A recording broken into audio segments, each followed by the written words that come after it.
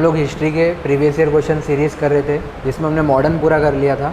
हमने ancient and medieval start किया था जिसमें 2021 का एंशिएंट एंड मिडाइवल हो गया था। अभी हम लोग आज 2022 का ancient medieval art and culture तीनों देखेंगे और इसके बाद 2023 का। 2022 पे आते अगेन, इसमें वेटेज थोड़ा ज़्यादा था। 12 क्वेश्चन 2022 में एंशिएंट मिडाइवल और आर्ट एंड कल्चर तीनों मिला के थे और मॉडर्न से भी आए गए 6 क्वेश्चन थे। तो हिस्ट्री से पहली बार ऐसा हुआ था 18 क्वेश्चंस के नियर अबाउट आ गए थे। वैसे हिस्ट्री का वेटेज अच्छा खासा होता है, बट इस साल अगेन 2023 जब मैं आपको दिखाऊंगा तो उसमें मॉडर्न हिस्ट्री से सिर्फ 3 क्वेश्चन थे, बट मिडाइवल और एंशिएंट आर्ट एंड कल्चर मिला के 14 क्वेश्चन थे। तो पहले क्वेश्चन पे आते हैं। क्वेश्चन पूछ रहा है in medieval India the term fanam is referred to. जब मैं आपको पहला क्लास ले रहा था मैंने आपको कहा था कुछ टर्मिनोलॉजीज पूछे जाते हैं कि ये टर्म को क्या कहते हैं, वो टर्म को क्या कहते हैं। तो इसमें एक तो इस साल भी एक आया था, आई गेस इसी साल एक और है, वो कुलाधारण किसको कहते हैं ऐसा पूछा गया था। तो पहला क्वेश्चन है कि मिडाइवल इंडिया में फनम जो टर्म है ये किसके लिए यूज़ होता है। अब इस क्वेश्चन को मान लो आप एग्जाम मोड में बैठे थे और आपको कुछ पता नहीं था, तो कैसे अपीयर करना है। सबसे पहले क्लोथिंग। आप जब मिडाइवल हिस्ट्री पढ़ोगे या आर्ट एंड कल्चर पढ़ोगे, कोई भी चीज़ कपड़े से रिलेटेड हमको नहीं पढ़ाई जाती है कि ये लोग ये कपड़ा पहनते थे या लोग वो कपड़ा पहनते थे। तो ये क्लोथिंग कैंसिल करने के चांसेस बहुत ज़्यादा है। नेक्स्ट पढ़ो कॉइन्स। कॉइन्स आपके सिलेबस का पार्ट है और आप बहुत बार कॉइन्स पढ़ोगे। तो मैं जब एग्जाम मोड दे रहा था तो मैंने कॉइन मार्क किया था, यही रीज़न से, बिकॉज हम कॉइन्स बहुत बार पढ़ते हैं। नेक्स्ट ऑप्शन देखोगे ऑर्नामेंट्स। आप ऑर्नामेंट्स एंशिएंट टाइम पे पढ़ते हो, जब एंशिएंट टाइम पे पढ़ाते थे कि वो लोग ज्वेलरी कैसे पहनते थे, नेकलेस कैसा पहनते थे। बट अगेन ऑर्नामेंट्स भी इसका राइट आंसर होने की प्रोबेबिलिटी बहुत कम है।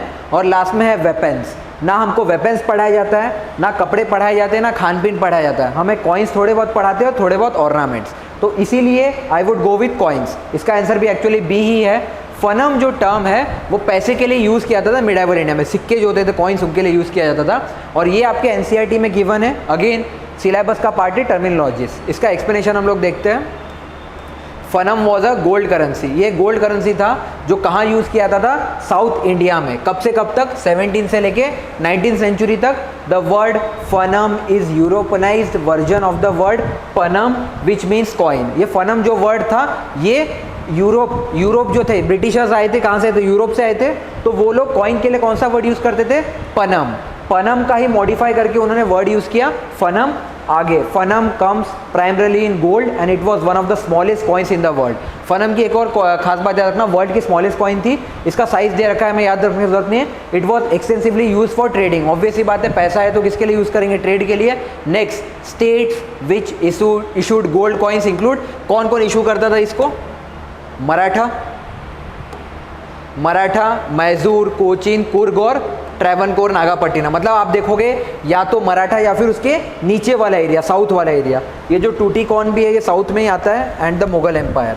Even Madras presidency issued fanam still 1815। उसके बाद बंद हो गए। और डैनिश इंडिया में डैनिश भी आए थे, फ्रेंच आया था, डैनिश आया था, डेन्स आए थे, डच आए थे और पोर्तुगीज आए थे। Was issued while in French India it was called as fanon. French India में इसको क्या कहते थे, फैनोन। डैनिश लोग इसको क्या कहते थे, फैनो। और ब्रिटिशर्स इसको क्या कहते थे, फनम। ठीक है, इतना ही हमें जानना है। फनम कॉइन से रिलेटेड था, इंट्रोड्यूस किया था ब्रिटिशर्स ने, क्योंकि वो लोग वर्ड यूज़ करते थे पनम। ये वर्ल्ड का स्मॉलेस्ट कॉइन है। उसके बाद इसको ट्रेडिंग के लिए यूज़ किया जाता था। डैनिश लोग इसको डैनो फैनो कहते थे और फ्रेंच लोग इसको फैनोन कहते थे। अगेन ये मराठा और उसके नीचे वाले एरिया बेल्ट में यूज़ होता था। ये क्वेश्चन को भी मैं मिडल या फिर आप कह सकते हो टफ कैटेगरी में डालूंगा, क्योंकि इतना कोर हम लोग नहीं पढ़ते हैं। बट क्योंकि एनसीईआरटी कर लोगे तो हो जाएगा ये सब।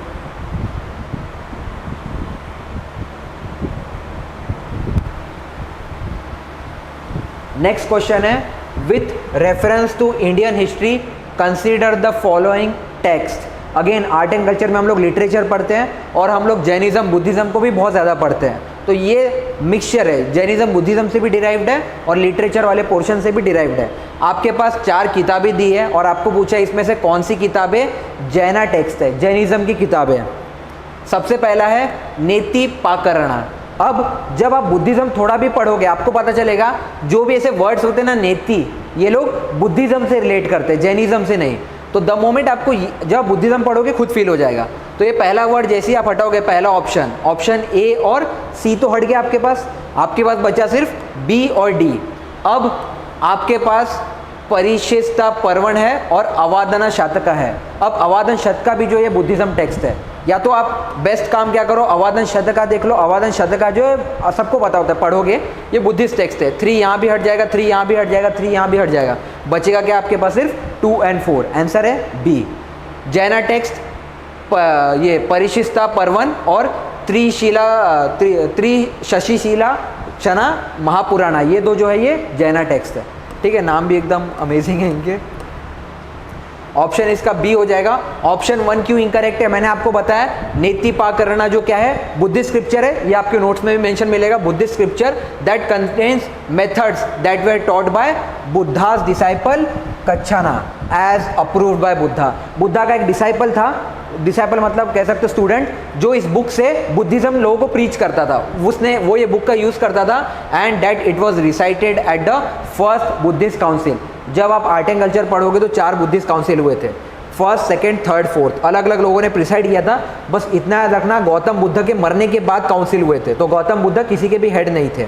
जब गौतम बुद्ध की डेथ हो गई उसके बाद बुद्धिस्ट काउंसिल स्टार्ट हुए, तो फर्स्ट बुद्धिस्ट काउंसिल में नेतिपाकरणा का यूज़ किया था। आप या तो क्या करते, जैसे ही जैना पूछा था, यहाँ से 1 हटाते, यहाँ से 1 हटाते, रह जाता ये 2। बट बेस्ट है आप थर्ड ऑप्शन पढ़ो। अगेन मैंने आपको बताया अवादन शतका, ये क्या है अगेन, बुद्धिस्ट टेल्स। जातका स्टोरीज, जातका कथा है। जब आप कोई भी दीक्षा भूमि में भी जाओगे तो बाहर पिलर्स पे जातका स्टोरीज ही मेंशन है। जातका स्टोरी का मतलब है बुद्धा का बचपन, जब गौतम बुद्ध थे उनके बचपन में कुछ कहानियाँ थी, ये जातका स्टोरीज में उनके बचपन की कहानियाँ लिखी हुई है। और ये अवादन शतका वही जातका कहानीज का एक कंपाइलेशन है। The stories are thematically organised into 10 books. ये जो अवादन शतका है इसमें कुछ 10 बुक्स हैं, इनको कंपाइल करके एक बुक बनाया गया है। तो ऑप्शन 3 भी नहीं होगा, ऑप्शन 1 भी नहीं होगा, 2 ऑप्शन होंगे। कौन कौन सा, एक तो आपका है परिशिष्टा पर्वण, ये जो है ये अगेन संस्कृत महाकाव्य इन्होंने लिखा था। संस्कृत महाकाव्य लिखा किसने, हेमचंद्र ने। और हेमचंद्र कौन थे, he was earliest Jain teachers, देख रहे हो। और नेक्स्ट है आपका त्रिशस्तिक, जो भी है ये is a major Jain text composed largely by Acharya Jinasena during the rule of Rashtrakutas. ठीक है, तो जो जैना बुक है, 2 आपके बुद्धिस्ट बुक है। नेतिपाकरणा आपका बुद्धिस्ट है, और ये कहाँ गया अवादन शतका, ये भी आपका बुद्धिस्ट है। अब जब ये पीपीटी आपके ग्रुप में आ जाएगी, नोट्स इसी से बना लेना। मतलब क्योंकि मैं क्यों ये बार बार रिपीट करता हूँ, अगर मान लो यूपीएससी ने एक बुक को पूछा है तो 3 साल बाद वापस पूछ सकता है। वैसे तो हम पढ़ते नहीं हैं, बट पीवाईक्यू करने का यही बेनिफिट होता है कि ये करने से हमें एक आइडिया लग जाता है। आपको अगर मैं अभी एक बात कह रहा हूँ ना कि जहाँ भी ऐसे वर्ड मिले, अवादन, नेतिपाकरणा, हमें समझ जाना बुद्धिज्म है, क्योंकि मैक्सिमम बुक ऐसी थीम पे लिखे होते हैं, मतलब ऐसा ही नाम होगा अवादन और ये नेति वेति कुछ टाइप का, जब आप बुद्धिस्ट टेक्स्ट पढ़ोगे। नेक्स्ट है हमारा क्वेश्चन नंबर 3। ये आपसे कह रहा है with reference to Indian history consider the following pairs. आपको मैच द फॉलोइंग करना है। आपके सामने कुछ हिस्टोरिकल पर्सन दिए और आपको बताना है क्या वो जैना थे, बुद्ध थे या वैष्णवा स्कॉलर थे। वैष्णवा स्कॉलर जो है वो हिंदू का ही एक स्कूल है। हिंदुज़म में 2 स्कूल थे, एक था वैष्णविज्म, एक था शैविज्म।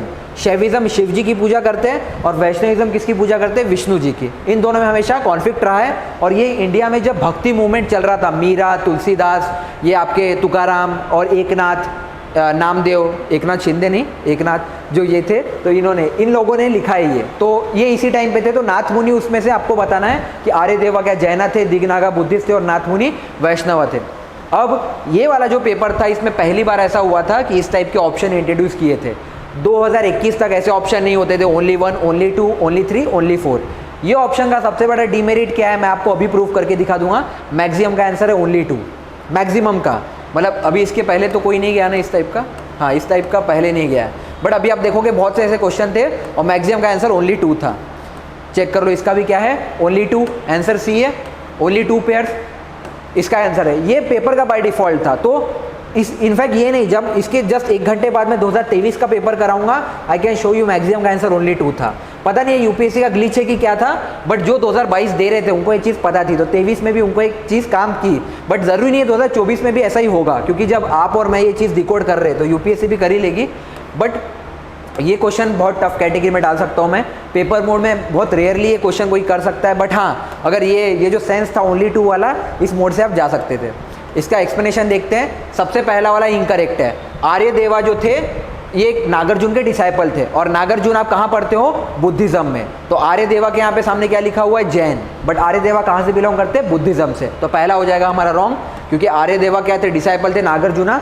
नागार्जुना वही थे जिन्होंने पन्नीनी करके किताब है, मतलब इनका मियांडर, मिलिंद पानो करके एक बुक लिखी है इन्होंने, जब इन्होंने मिलिंद सेन के साथ आर्ग्यूमेंट किया था। अलेक्जेंडर जिसको कहते हैं वो सिकंदर ही दोस्तों कहलाता है। सिकंदर जो आया था, सिकंदर द ग्रेट, अलेक्जेंडर, उसका एक आदमी छोड़ के गया था वो, जिसका नाम था मियांडर। मियांडर जो था उसने जब नागार्जुना के साथ बात की तो वो कन्वर्ट हो गया बुद्धिज्म में, और यही इसके बारे में लिखा हुआ एक बुक के अंदर जिसको कहा जाता है मिलिंद पानो। ठीक है, तो ये वही नागार्जुन है। अब ये नागार्जुन और ये आर्यदेव ये कहाँ से बिलोंग करते थे? बुद्धिज्म से। और बुद्धिज्म में भी कौन से स्कूल्स के?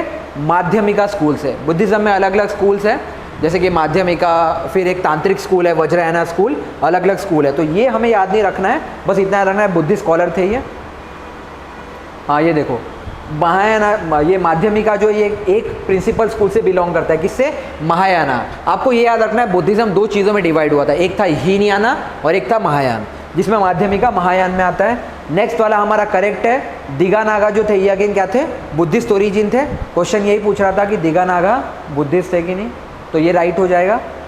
और तीसरा वाला नाथ मुनि भी कैसे है? वैष्णवाइट है। नाथ मुनि is founded a Sanskrit Tamil school eight Srirangam. Srirangam का है Tamil Nadu, which is a great Vaishnavite centre in south India. South India जब आप जाओगे ना तो आपको वैष्णवाइट कल्चर बहुत ज़्यादा मिलेगा।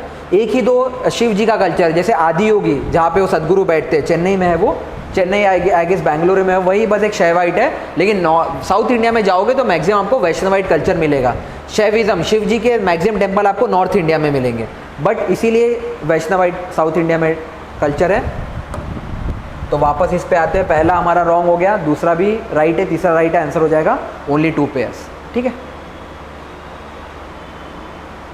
नेक्स्ट क्वेश्चन है, with reference to Indian history consider the following statements.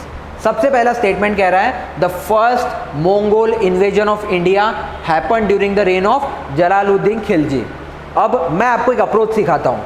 अगर मान लो कोई पेपर है, आप अपियर कर रहे हो और वहाँ ऐसा टर्म यूज़ कर दे नंबर स्पेसिफिक कि फर्स्ट, चांसेस ज़्यादा है रॉन्ग होने के। क्यों? हो सकता है फर्स्ट नहीं हो के सेकंड भी हो, थर्ड भी हो, फोर्थ भी हो। तो इसीलिए क्योंकि यहाँ पे डेटा मेंशन किया है, नंबर मेंशन किया है, तो नंबर रॉन्ग होने की प्रोबेबिलिटी ज़्यादा हो सकती है। मान लो एग्जामिनर हो, आपने एक स्टेटमेंट पढ़ा कि जलालुद्दीन खिलजी के टाइम पे मंगोल का 5th इन्वेजन था।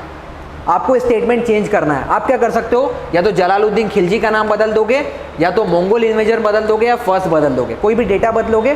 क्योंकि डेटा है तो पहला स्टेटमेंट हमारा क्या हो जाएगा? रॉन्ग। तो यहाँ से 1 ओनली वाला और ये दोनों हटा दो। अब आपके पास बचा 2 ओनली और 3 ओनली। आओ पढ़ते हैं सेकेंड स्टेटमेंट।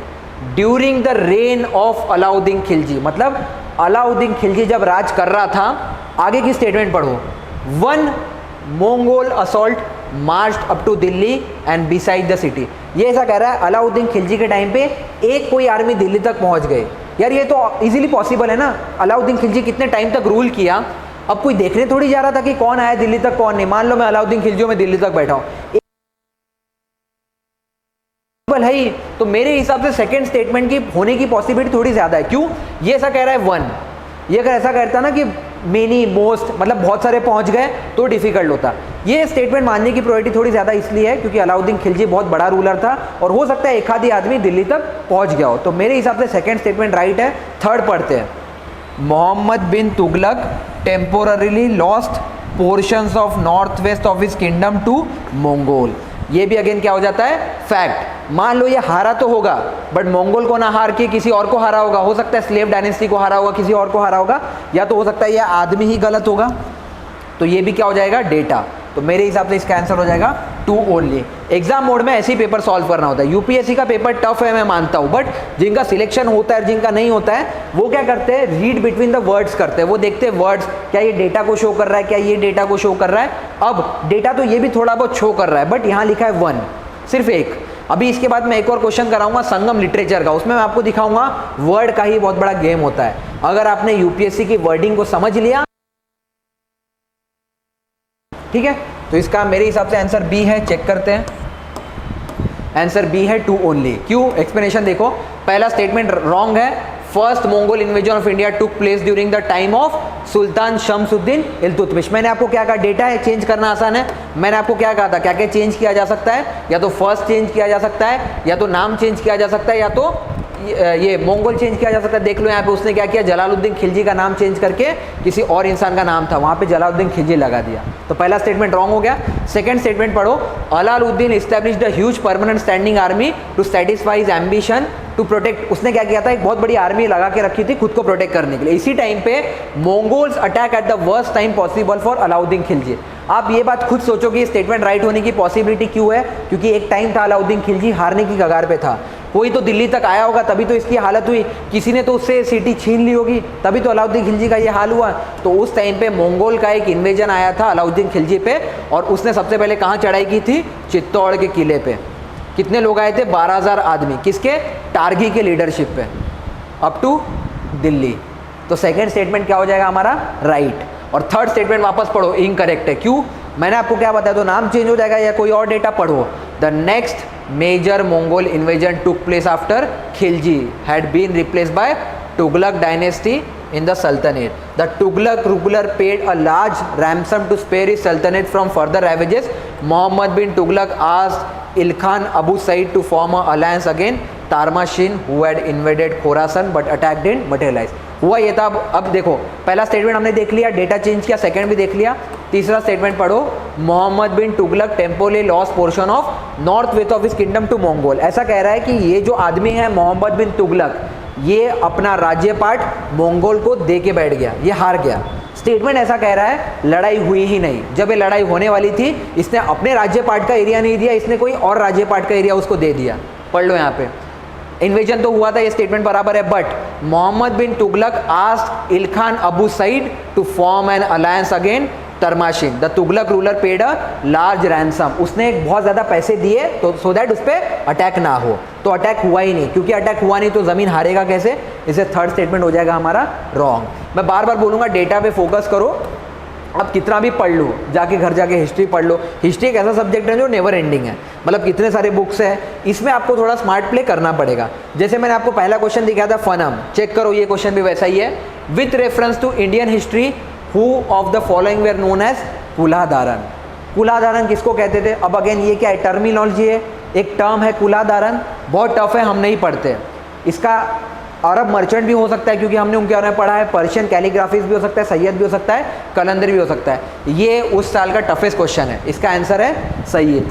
सैयद जो थे वो लोग एक टोपी पहनते थे, उस टोपी को कहा जाता था कुलाधारन। वो टोपी के बारे में उसी का एक्सप्लेनेशन दिया हुआ है यहाँ पे, आंसर हो जाएगा D Sayyid. The Sayyid who belong to the theological class during Delhi Sultanat era were called as Kulahdaran. क्यों? कैप वेयरर्स, कुला धारण, धारण करते ना, वस्त्र धारण, धारणा मतलब पहनना, तो कुल्हा मतलब होता था कैप। तो क्योंकि वो लोग कैप वेयर करते थे इसलिए उनको कुल्हा धारण कहते थे। It was the distinctive pointed cap which gave them unique identity. वो टोपी जो थी वो उस पर एक पॉइंट होता था ऐसा। आगे एक लाइन पढ़ो, यहाँ पे theologist who were generally referred to as dastar bandhan, turban wearers which were their official dress. सरदार लोग पगड़ी पहनते टर्बन, तो उसको कहते थे दस्तर बंधन। तो आपको दो टर्म याद रखने हैं, एक तो कुल्हा धारण सैयद पहनते थे, और यही सैयद एक और चीज़ पहनते थे जिसको कहा जाता था दस्तर बंधन। क्योंकि एक बार उन्होंने कुल्हा धारण पे क्वेश्चन पूछा है, नेक्स्ट टाइम वो लोग दस्तर बंधन पे पूछ सकते हैं। बाकी सैयद डायनेस्टी के बारे में दिया है कि उसके रूलर कौन थे, फाउंडिंग मेंबर कौन था, और कब से कब तक उनका पीरियड था, बट हमको ये इतना ध्यान नहीं देना है। ये आप चाहो तो पढ़ सकते हो। इसमें जब आप पढ़ोगे आपको बस इतना ध्यान देना, सैयद डायनेस्टी कब से कब तक थी। 5 टाइप के दिल्ली सल्तनत के अंदर लोग थे, जैसे एक था आपका स्लेव डायनेस्टी, एक था आपका खिलजी डायनेस्टी, एक था आपका तुगलक डायनेस्टी, एक था आपका सैयद, और एक था आपका लोधी डायनेस्टी। सबसे पहले आए थे स्लेव डायनेस्टी, उसके बाद आया था खिलजी, फिर तुगलक, फिर सैयद, और फिर लोधी। लोधी लास्ट था। इसी का आप देखोगे इब्राहिम लोधी के साथ फर्स्ट बैटल ऑफ पानीपत हुई थी। जब आप देखोगे यही वो लोधी था, इब्राहिम लोधी, जिसके अकबर की फर्स्ट बैटल ऑफ पानीपत हुई थी। तो सबसे पहले स्लेव आए थे, फिर खिलजी, फिर तुगलक, फिर सैयद और लोधी। सबके बारे में थोड़ा थोड़ा पढ़ लेना। सैयद के बारे में ऐसा कहा जाता है कि वो 14 से लेके 1451 तक थे। They were the 4th dynasty. Check कर लो, 1 2 3 4 फोर्थ थे वो किसके, दिल्ली सल्तनत। ये पांचों किसका पार्ट है, दिल्ली सल्तनत के। क्यों, ये पांचों रूल कहाँ कर रहे थे, मेन दिल्ली पे। इसके बाद मुगल्स आते हैं और आप देखोगे मुगल्स ने फिर धीरे धीरे दिल्ली के बियॉन्ड जाना चालू किया, आगरा जाना चालू किया, आगरा के बियॉन्ड फतेहपुर सीकरी, जयपुर जाना चालू किया, क्योंकि मुगल का मेन रूलर कौन था, अकबर। उसने शादी किससे की थी, जोधाबाई से। वही वो टाइम था जब राजपूतों को इतना सम्मान मिला, बाकी ये लोग कभी दिल्ली के बियॉन्ड नहीं गए। इसीलिए आप देखोगे फिरोज शाह तुगलक लीडर था, मतलब लीडर था, तो इसके नाम पे एक जगह है फिरोजाबाद। आप देखोगे मोहम्मद बिन तुगलक, तुगलक रूलर था, उसके जगह पे नाम है तुगलकाबाद। दिल्ली में आज भी प्लेसेस है, इन्होंने अपने नाम पे दिल्ली में प्लेसेस बनाए हैं। बट इनके बाद जो रूलर है उन्होंने दिल्ली के बियॉन्ड ध्यान दिया। यही वो रीज़न है कि इंडिया का सेंटर आज भी कैपिटल क्या है, दिल्ली, क्योंकि ये लोग दिल्ली से ही ऑपरेट करते थे। दिल्ली रीज़न क्यों था ऑपरेट करने का, एक बार यूपीएससी ने पूछा था कि हर बैटल पानीपत में ही क्यों होता है। देखो आप में और यूपीएससी में डिफरेंस क्या है, आप क्या पढ़ के जाते हो, फर्स्ट बैटल ऑफ पानीपत कहाँ हुआ, सेकंड बैटल ऑफ पानीपत कहाँ हुआ, थर्ड बैटल ऑफ पानीपत कहाँ हुआ। यूपीएससी ने बोला ये सब हटाओ, ये बताओ इतने बैटल पानीपत में ही क्यों हो रहे थे। आपका सिग्निफिकेंस, आपका दिमाग वहाँ काम करना चाहिए। पानीपत में इतने बैटल होने का रीज़न ये था, ये रहा पानीपत, हरियाणा कुरुक्षेत्र, और ये रहा आपका दिल्ली। यहाँ से जाती है नर्मदा। इनफैक्ट जब आप थर्ड बैटल ऑफ पानीपत देखोगे अहमद शाह, अब्दाली और मराठा के बीच में, तो ये नर्मदा रिवर के वजह से ही मराठा हार गए। हुआ ये था, नर्मदा नदी में आ गया था बहुत सारा पानी, ना ये अब्दाली यहाँ पे आ पा रहा था, ना मराठा इस साइड जा पा रहे थे। फाइनली इतने दिन के स्ट्रगल के बाद उन्होंने लड़ाई की। मराठा क्योंकि बहुत जंग लड़के आए थे वो हार गए थे, अब्दाली भी बहुत जंग लड़के आया था, हार गया था, लेकिन फाइनली जीत हुई अब्दाली की। अब इसीलिए कहा जाता है कि थर्ड बैटल ऑफ पानीपत ना अब्दाली रूल कर पाया ना मराठा, बट इसने डिसाइड किया इंडिया में रूल कौन करेगा, ब्रिटिश। इसीलिए थर्ड बैटल ऑफ पानीपत के पहले मराठा बहुत स्ट्रांग था। इनफैक्ट ऐसा कहा जाता है, मान लो ये इंडिया का मैप है ना, अरे ये क्या बना दिया मैंने, मान लो ये इंडिया का मैप ऐसा है, तो ये इतना मराठा स्वराज था, इतना बड़ा।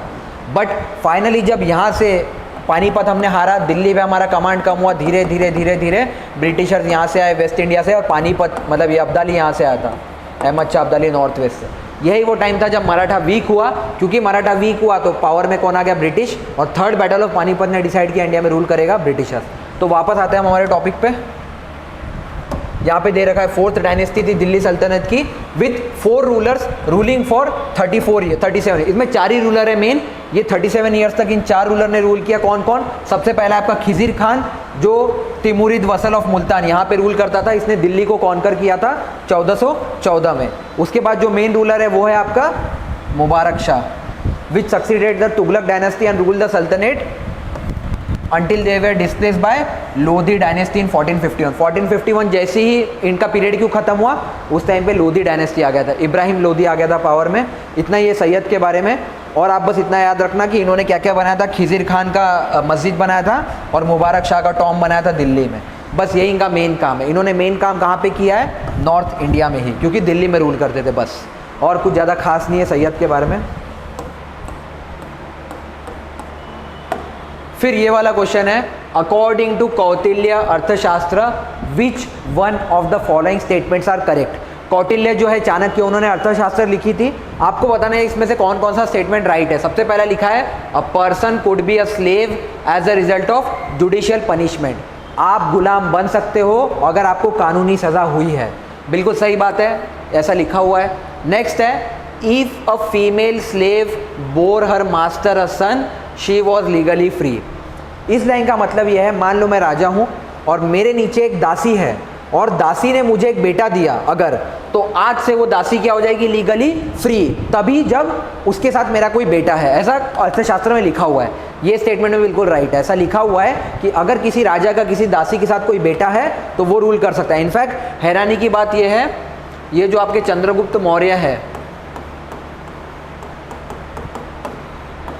ये रियल बेटा नहीं था।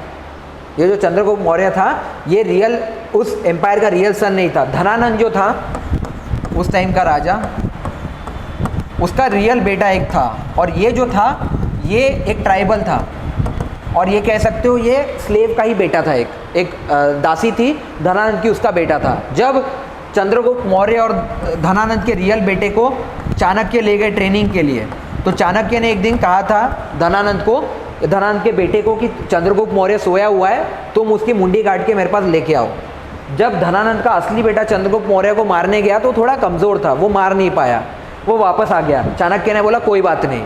अगले दिन जब इसका रियल बेटा सोया हुआ था, सेम बात चाणक्य ने चंद्रगुप्त मौर्य को कही कि धनानंद का बेटा सो रहा है, उसकी मुंडी लेके आओ। चंद्रगुप्त मौर्य ने एक सेकंड नहीं सोचा और उसकी मुंडी लेके आया। उसी दिन चाणक्य ने कहा मैं तुमको मौर्य डायनेस्टी का अगला रूलर बनाऊंगा। उसी दिन चाणक्य ने डिसाइड कर लिया था। क्यों? क्योंकि राजा जो होता है वो निडर होना चाहिए, फियरलेस होना चाहिए, और ये क्वालिटी उसको दिख गई थी चाणक्य के अंदर, सॉरी चंद्रगुप्त मौर्य के अंदर। ठीक है, तो ये भी रियल बेटा नहीं था, और ये स्टेटमेंट कौटिल्य के अर्थशास्त्र में यही से उठाया गया है कि अगर दासी का बेटा है तो फ्री हो जाएगी। और तीसरा स्टेटमेंट है कि अगर कोई बेटा जो है वो फीमेल स्लेव को बॉर्न हुआ है और उसका देखभाल या उसकी गार्जियनशिप उसके मास्टर ने की है, the son was entitled to be the legal status of master son. इस स्टेटमेंट का ऐसा मतलब है, एक दासी के साथ राजा को बेटा हो गया और उस बेटे की परवरिश अगर राजा ने खुद की तो अब से वो राजा वो बेटा राजा का लीगल बेटा होगा, ऐसा स्टेटमेंट कह रहा है। ये भी बात बिल्कुल सही है। राजा गिन चुन के ही किसी बच्चे को ट्रेनिंग देता था, और एक बार अगर राजा ने उसको ट्रेनिंग दे दी तो हो जाता था उसका लीगल सन। तो अगर आप ऑप्शन देखोगे तो फर्स्ट भी राइट है, सेकंड भी राइट है, थर्ड भी राइट है। आंसर क्या हो जाएगा? डी। इसका आंसर डी है। द अर्थशास्त्र is an Indian treatise on politics. इसीलिए कहा जाता है, जब आपको अर्थशास्त्र इतनी अच्छी किताब क्यों है, ये आपको पॉलिटिक्स का भी ज्ञान देगा, इकोनॉमिक्स का भी देगा, मिलिट्री स्ट्रेटेजी का भी देगा। इनफैक्ट आज की डेट में जो इंडिया की फॉरेन पॉलिसी है उसके अंदर एक टर्म है मंडला थ्योरी। ये मैं आपको इसलिए बता रहा हूँ क्योंकि आप आईआर पढ़ोगे, इंटरनेशनल रिलेशन, इंडिया और ऑस्ट्रेलिया के रिलेशन कैसे है, इंडिया यूएस रिलेशन कैसे है, इंडिया पाकिस्तान रिलेशन कैसा है, ये सारा डिराइव होता है मंडला थ्योरी। और मंडला थ्योरी में एक लाइन लिखी हुई है, दुश्मन का दुश्मन दोस्त होता है। और ये लाइन जो मंडला थ्योरी की लिखी हुई है ये और कहीं नहीं अर्थशास्त्र में लिखी हुई है। इसीलिए कहा जाता है अर्थशास्त्र is the best book on politics, economics and military strategy. ठीक है, आगे ये चाणक्य ने कब लिखा था? जब चंद्रगुप्त मौर्य रूलर था उस टाइम पे। Next, according to Arthashastra there were various ways through which a person could become a slave. गुलाम बनने के कई तरीके हैं, one of which was judicial punishment. पहला स्टेटमेंट राइट हो गया, हमने ये पढ़ा था कि अगर आपको जुडिशियल कानूनी सजा मिल जाए तो आप गुलाम बन जाओगे।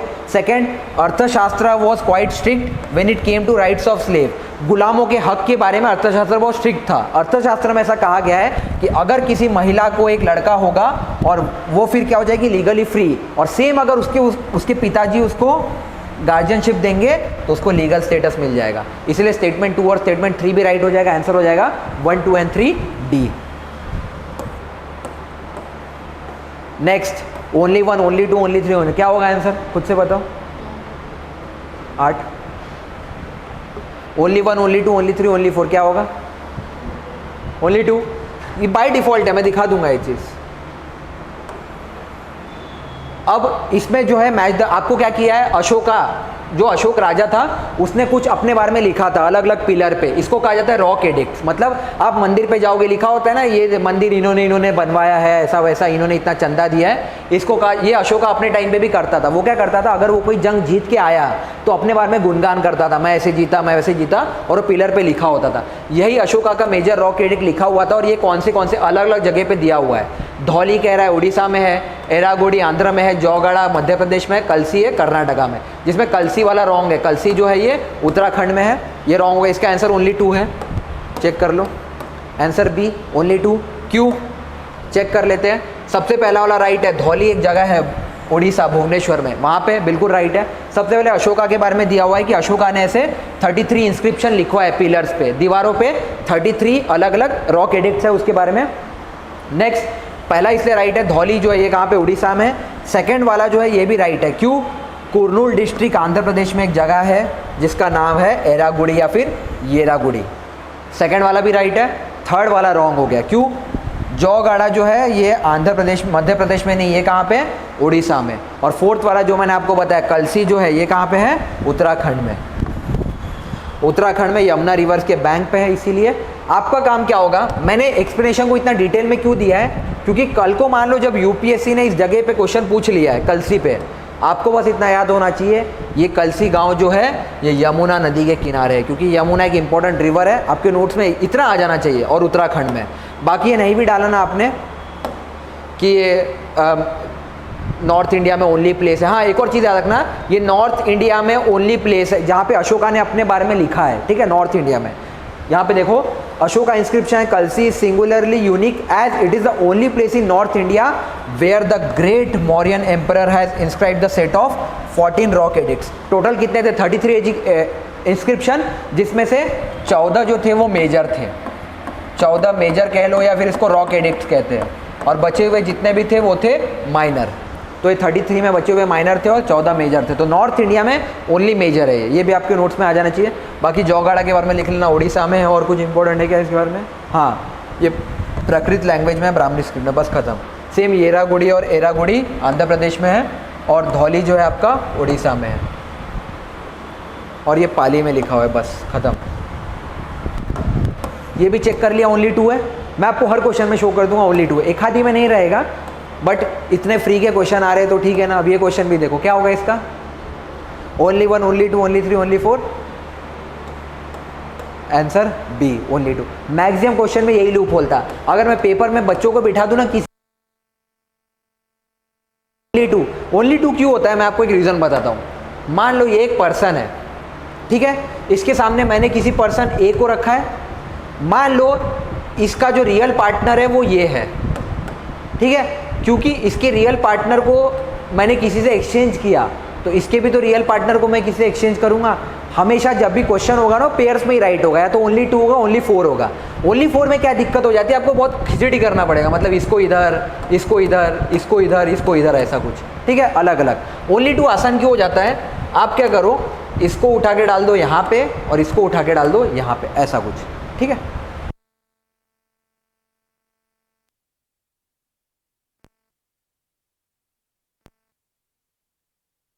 फाउंड की थी नानुका ने, और नानुका कहाँ का रूलर था? खजुराहो, मध्य प्रदेश में जगह है खजुराहो टेम्पल, वहाँ का रूलर था। तो आप चेक कर लो, नानुका कहाँ का दिया हुआ है? सबसे पहला चंदेला का, देखो नानुका चंदेला, पहला राइट हो जाएगा, वही लिखा हुआ है। पेयर 1 इज राइट, क्योंकि चंदेला डायनेस्टी थी, उसका रूलर था नानुका, और ये खजुराहो में थे। पेयर 2 क्यों रॉन्ग है? जया शक्ति या फिर विजया शक्ति, ये जो थे ये चंदेला पावर को ही कंसोलिडेट कर रहे थे। बट यहाँ देखो, जया शक्ति और विजय शक्ति के सामने क्या लिख दिया है? परमारा। तीसरा स्टेटमेंट अगेन राइट है, क्योंकि प्रतिहारास को ही क्या कहा जाता था? गुज्जर प्रतिहारास, और ये गुज्जर प्रतिहारास कहाँ से थे? गुर्जरास। नागभट्ट इनका मेन रूलर था, यही लिखा हुआ है, ही वॉज सक्सीडेड। नागभट्ट के बाद कौन आया? उसका बेटा रामभद्र, और रामभद्र के बाद फाइनली उसका बेटा आया मिहिर भोज, राजा भोज। भोज डायनेस्टी जो थी, इनफैक्ट भोज लेक भी है भोपाल में, वो इन्हीं का है, परमारास गुज्जर प्रतिहारास का। तो ये जो आप देखोगे यहाँ पे ऑप्शन 3 के सामने नागभट्ट के सामने गुर्जर प्रतिहारा है, वही है। नागभट्ट के बाद है उसका बेटा है रामभद्र, और रामभद्र के बाद है उसका बेटा मिहिर भोज। लास्ट में है पेयर 4 इज इनकरेक्ट, क्योंकि यहाँ देखो भोजा 1 मिहिर भोजा के बारे में दिया हुआ है। हमने क्या पढ़ा? मिहिर भोज कहाँ से है? गुज्जर प्रतिहारा से, बट उसके सामने क्या लिख दिया है यहाँ पे? राष्ट्रकूटा। देखा, मतलब ये दोनों इसी से है, और ये दोनों भी किससे थे? इससे। उसने क्या किया? नानुका के बाद जो उसका बेटा आया उसको भलते ही डायनेस्टी में डाल दिया इसके जगह, और सेम नागभट्टू के बाद रामभद्र आया और उसका बेटा आया मिहिर भोज, उसको डाल दिया भलते इसमें, ठीक है। ये यूपीएससी करता है। एक और होता था, यूपीएससी भी आपसे एक्सपेक्ट नहीं कर रहा है कि आप सब कुछ पढ़ के आओ, इतना किसी को याद नहीं रहता, इसीलिए ये टाइप की जुमलेबाजी होती है वहाँ पे। हाँ, यही क्वेश्चन की मैं बात कर रहा था। मान लो अगेन ये क्वेश्चन है और मुझे कुछ नहीं आता, मैं आज पहली बार पढ़ूंगा हिस्ट्री, इसको कैसे करेंगे? देखो, विच one of the following statement about Sangam literature in ancient south India is correct. 4 statement दिए, आपको बताना है कौन सा राइट है।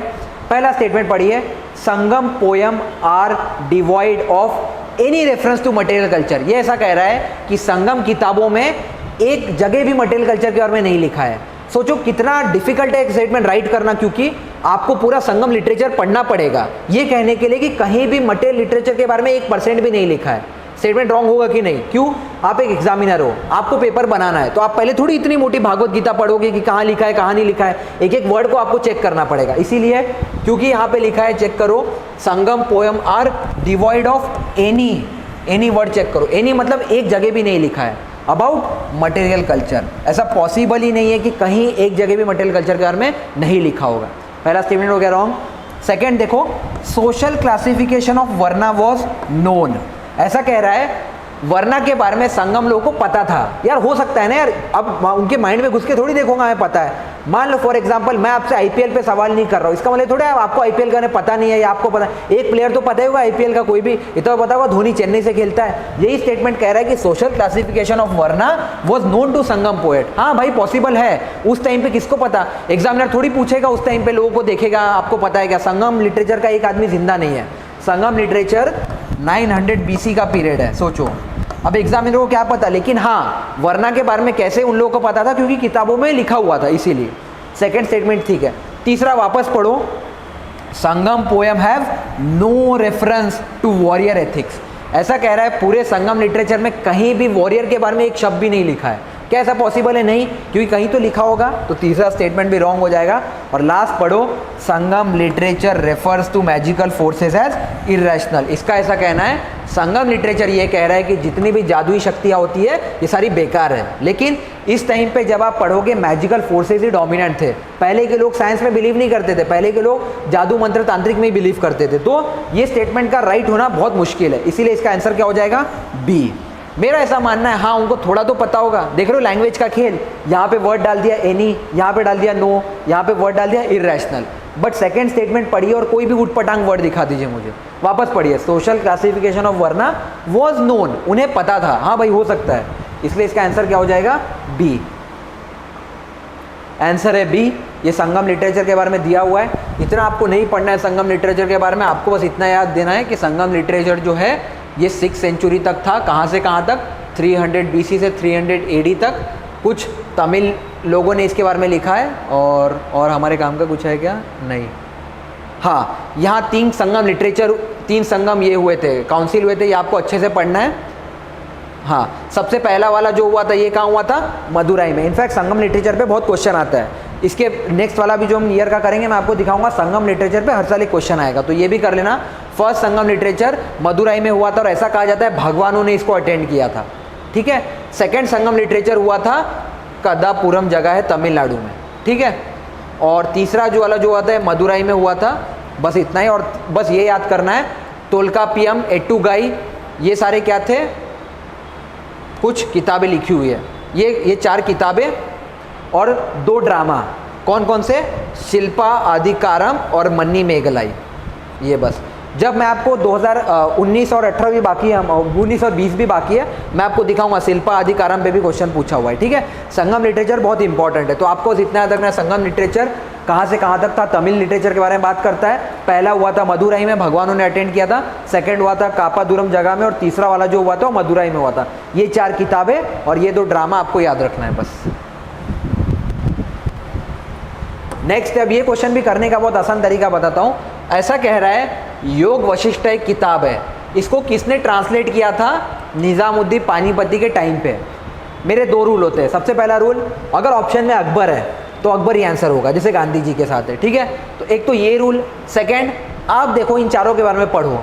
औरंगजेब, क्या औरंगजेब ने कोई भी अच्छा काम किया था? नहीं, तो औरंगजेब तो वैसे ही हटा दो। शाहजहां ने जिंदगी भर सिर्फ पेंटिंग का, मतलब वो आर्किटेक्चर बनाने का काम किया। ताजमहल, बीवी का मकबरा, ये सब शाहजहां की देन है। वैसे ही जहांगीर जो है, जहांगीर ने जिंदगी भर क्या किया? पेंटिंग बनाई। तो जहांगीर ने भी किताबों पे कभी इंटरेस्ट नहीं दिखाया। शाहजहां इसमें फेमस था, आर्किटेक्चर में, और औरंगजेब फाइट में फेमस था। अब आते हैं हुमायूं पे। हुमायूं इसका आंसर क्यों नहीं होगा? हुमायूं के टाइम पे आ गया था शेरशाह सूरी, और शेरशाह सूरी के टाइम पे हुमायूं को भागना पड़ा था इंडिया से। तो हुमायूं खुद इतना स्टेबल नहीं था। जो राजा खुद स्टेबल नहीं है, क्या आपको लगता है वो ये किताब ट्रांसलेट करने पे फोकस करेगा? तो हुमायूं भी नहीं है, आंसर हो जाएगा अकबर। एक और रीज़न है, आदमी फिलोसोफाइज, आदमी ज्ञान की बातें तभी करता है जब उसका पेट भरा होता है। अकबर का टेन्योर बहुत ज़्यादा स्टेबल था, तो ये किताब ट्रांसलेट कराना वगैरह अकबर इसलिए कर सकता है क्योंकि उसको डर नहीं था, इतना विशाल राजा था वो। हुमायूं वगैरह अगर किताब ये कराते ना ट्रांसलेट, तो हुमायूं की जगह कोई और राजा बन चुका होता, इसीलिए इसका आंसर है अकबर। आपको बस याद रखना है जितने भी अच्छे काम हुए अकबर ने किए। This was a very good thing. योग वशिष्ठ जो है ये एक बुक है योगा पे, इसको ट्रांसलेट करवाया उर्दू में उस टाइम पे, किसी ने पर्शियन लैंग्वेज में था, इसको ट्रांसलेट करवाया अकबर ने। ठीक है, यही लिखा हुआ है देखो, योग वशिष्ठ को महारामायण भी कहा जाता था। क्या आपको लगता है औरंगजेब ज़िंदगी में ये सब काम करेगा? एकदम हिंदू अगेंस्ट था वो, एंटी था वो, ठीक है। और ये फिलोसॉफिकल टेस्ट था हिंदुज़म का, ठीक है। निज़ामुद्दीन पानीपति को ही अकबर का क्या कहा जाता था? मीर बख्शी। ये भी अगेन इंपॉर्टेंट है। बस उसके बाद और क्या है? हाँ, योग वशिष्ठ जो है ये महर्षि वाल्मीकि को कंट्रीब्यूट किया, मतलब डेडिकेट किया गया है, और कुछ नहीं है शायद। हाँ, बस इतना ही है, इतना याद रखना अब इसके बारे में।